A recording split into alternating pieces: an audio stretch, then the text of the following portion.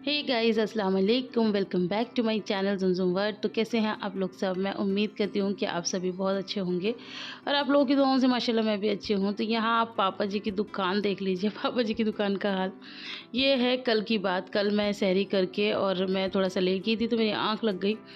और फिर क्या हुआ कि फिर मुझे नीचे से ना आवाज़ें आई, तो मुझे लगा कि कोई आ गया है शॉप पर। तो मैंने जब दरवाज़ा खोल के देखा तो यहाँ पर तो मतलब सब कुछ तहस-नहस हो गया था। और मैं आपको बता ही रही थी ना कि लास्ट वीडियो में मैंने आपको बताया था कि ये बंदर हम लोग को बहुत ज़्यादा परेशान करते हैं। तो ये बंदर ही आ गए थे और बंदरों ने ये देखो मतलब कितनी अच्छी उस सट्टल दुकान का क्या हाल करके रख दिया।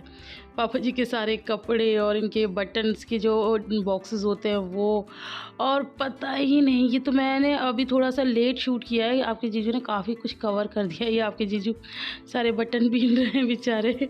इसे सब कुछ सेट करने में इनको 2 घंटे लग गए थे और जो छोटे वाले भैया हैं फिर वो भी आ ही गए थे। तो दोनों भाइयों ने मिलके ये सब किया है। तो बस यही होता है कि बंदरों का कि थोड़ा सा नज़र हटती है और दुर्घटना घट जाती है। ये बंदर आए कैसे, मैं आपको बता दूँ। ये जो पापा जी के काउंटर के पीछे की खिड़की है ना, ये खुली रह गई थी। ये जो खिड़की है ये अब बंद कर दिया है, ये खुली रह गई थी। ये देखो इस पे शीट लगी हुई है ना, ये खुली रह गई थी। कौन 7-8 बजे तो सही है। हैं? कहाँ पे? दिल्ली? आ रहा हूँ, दिल्ली छूटने आ रहा हूँ।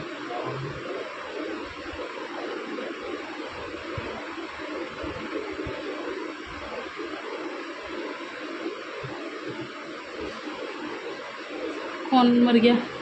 दूल्हे का काम करूँ। तुम्हारा फ्रेंड है? चलो। है फ्रेंड है तुम्हारा? फ्रेंड है तुम्हारा? हाँ चलो। तो तुम्हें रोना नहीं आ रहा? तुम्हारा दोस्त मर गया यार। तुम्हारे लिए तो मैं भी मर जाऊंगी तब भी नहीं रोएंगे तुम। अरे बाय।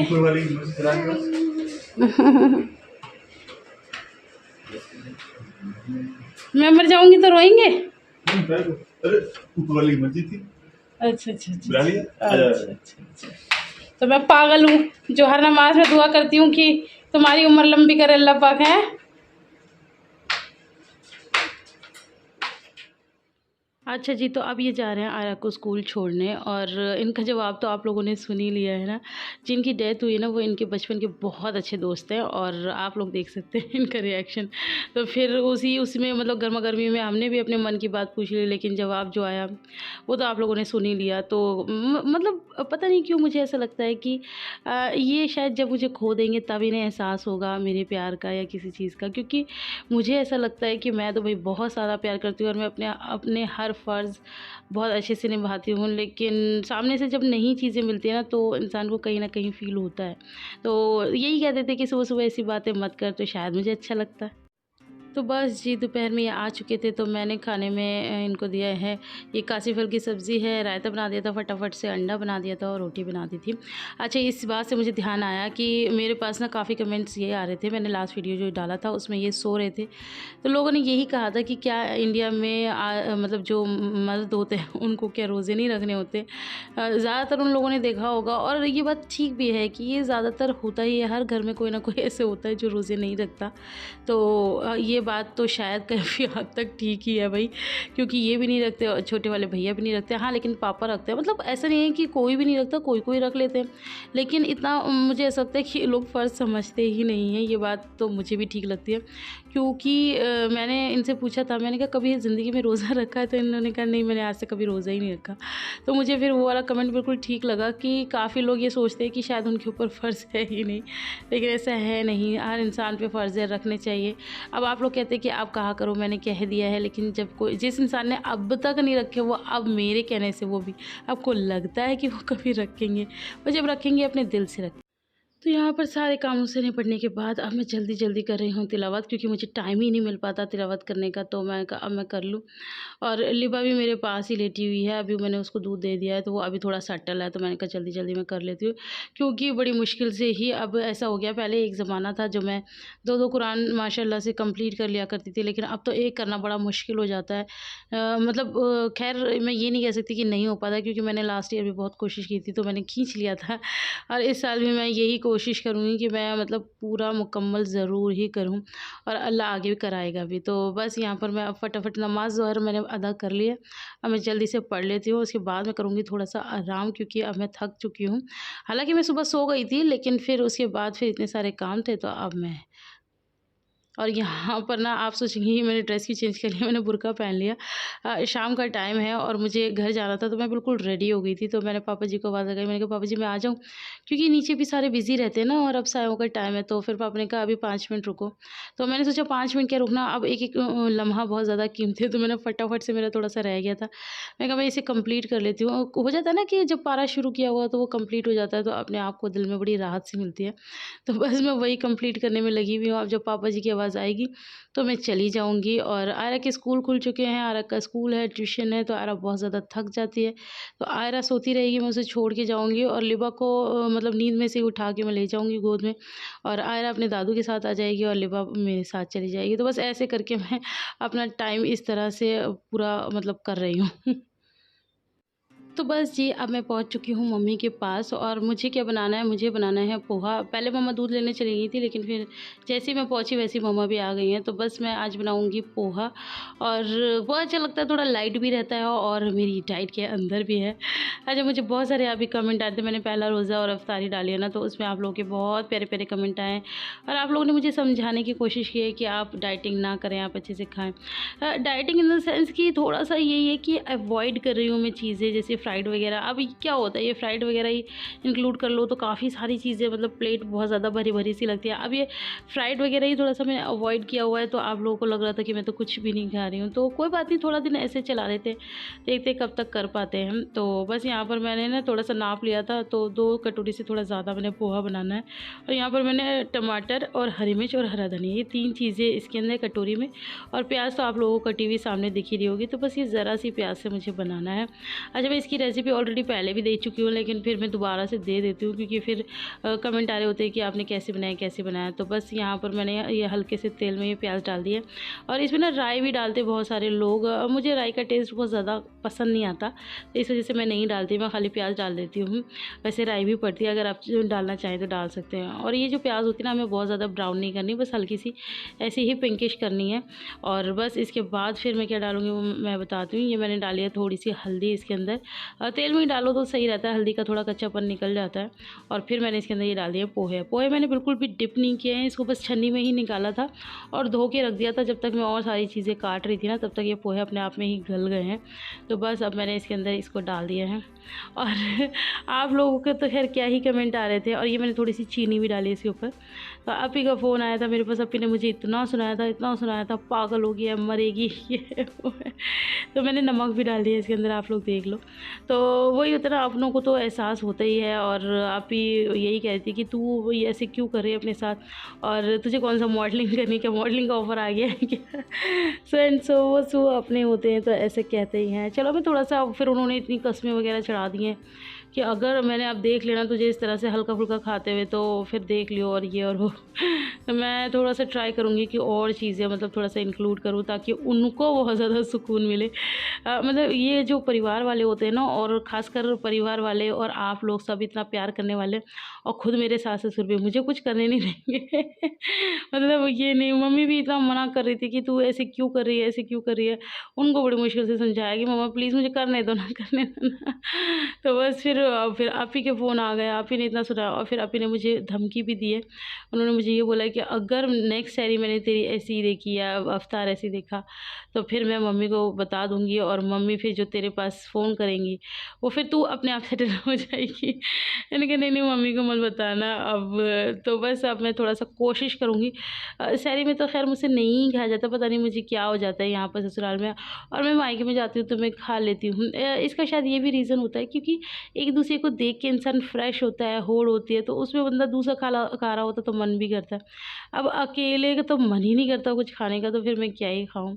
तो यहाँ पर ना मम्मी ने ये गोश्त चढ़ा दिया था और ये गोश्त बन गया है ऑलमोस्ट। अब बस इसके अंदर आलू डालने थे, तो वो मैंने डाल के और पानी डाल के उसे रख दिया है। और अब इसके साथ हम बनाएंगे चावल, क्योंकि आजकल हम लोगों को ना चावल पसंद आने लगे हैं। तो मैं मतलब बॉयल राइस ही बनाऊंगी।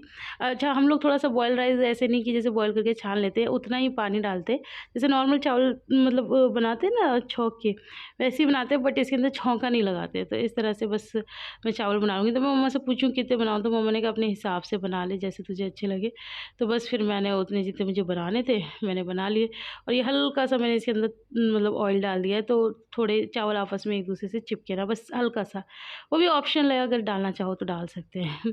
अच्छा, इसके बाद मैंने क्या किया था, इसके बाद मैंने नहीं किया था, ये शरबत ऑलरेडी बना हुआ था, तो मैंने बस इसके अंदर बर्फ़ डाली है, इसे रेडी किया है।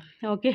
तो बस अब अपनी थाली लगाएंगे और इफ्तार करेंगे। अच्छा, ये मेरी दूसरी सहरी है और इफ्तार है, तो बस अब मैं इसको ही करूँगी। और आज मैंने पोहा बना लिया है फाइनली।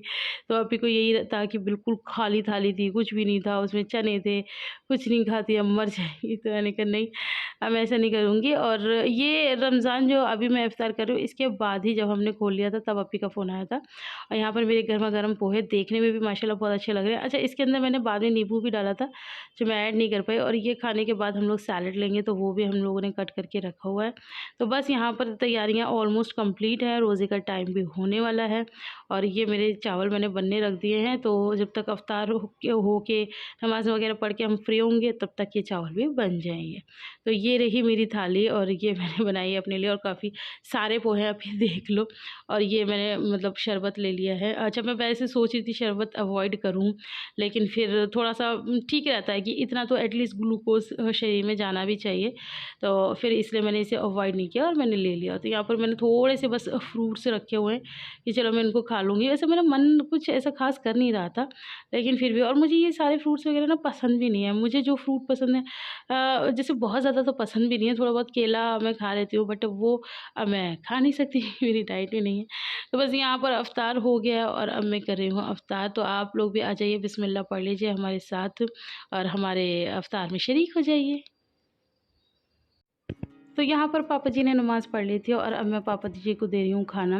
और मैं जब भी खाना देती हूँ ना, तो आप लोगों के कमेंट आते हैं कि आप हमेशा एक ही रोटी देती हो, क्या एक ही रोटी खाते हैं? ऐसा नहीं है, मतलब मैं रोटी सेकती जाती हूँ। ये तो थाली बना के पहले स्टार्टिंग में दे दी है, और बाकी गर्मा गर्म मैं रोटी सेकती जाती हूँ और देती जाती हूँ। तो बस ये पापा जी को दे देती हूँ, और इसी के साथ आयरा भी खा रही है खाना। तो आयरा को ना ये सूप बहुत ज़्यादा पसंद है राइस के साथ, तो बस वो ये खा रही है, और शिफा भी खा रही है। तो बस बच्चे भी खा रहे हैं, और अब मैं पापा को भी दे देती हूँ, तो खाते हैं खाना फिर। यहाँ पर आप अपने लीबू के नाटक देख लीजिए कि ये इतनी ज़्यादा शैतान हो गई कि इनको शैतानी करने से रोको तो ये ज़मीनों पे लेट जाती हैं और इस तरह से नाटक करती हैं। और चेहरा देखो कैसा हो रहा है। आप लोग बहुत ज़्यादा कहते हैं लिबा इतनी क्यूट है, तो देखो अपनी क्यूट लिबा की ढंग बहुत ज़्यादा परेशान करती है। और ये तो अभी कुछ नहीं है, मैं अभी आके आपको दिखाऊंगी कि आगे इसने मतलब थोड़े बहुत, एक होती है शैतानी और एक होता है कांड। तो आगे क्या कांड किया, मतलब आज का जो पूरा दिन है वो कांड का ही है। कभी बंदर कर जाते हैं और कभी घर की है छोटे छोटे बंदर कर जाते हैं।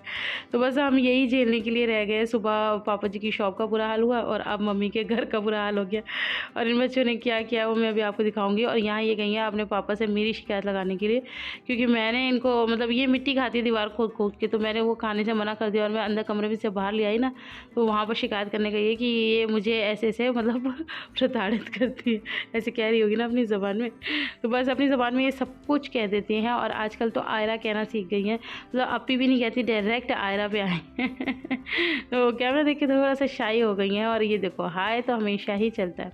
तो ये किया इन्होंने कांड, ये देखो पूरे कमरे में ये देखो, और ये देखो यहाँ बैठी हुई हैं, ये कांड करता जो है वो यहाँ बैठी हुई हैं। तो ये जो चावल के चिप्स होते हैं ना, ये वो है, और ये मम्मी पापा ने बड़ी मेहनत से बनाए थे। और ये देखो क्या हाल कर दिया इन बच्चों ने। अब बस यहाँ पर फाइनली ये मान गए हैं और आयरा की बुक्स पे कवर यही चढ़ा रहे हैं।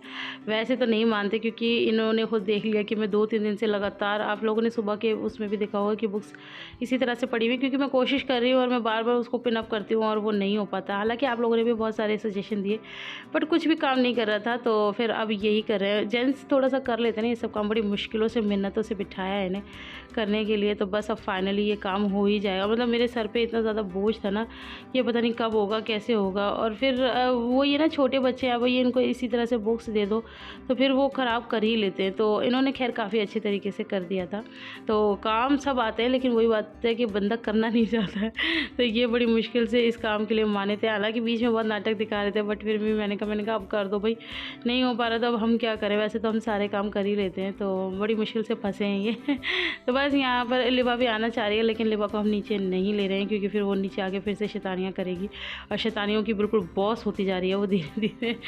तो बस आज की वीडियो में इतना ही। वीडियो पसंद आया तो ढेर सारा लाइक करना, फ्रेंड्स और फैमिली के साथ शेयर करना। मैं आपसे मिलती हूँ नेक्स्ट वीडियो में, तब तक के लिए अल्लाह हाफिज़।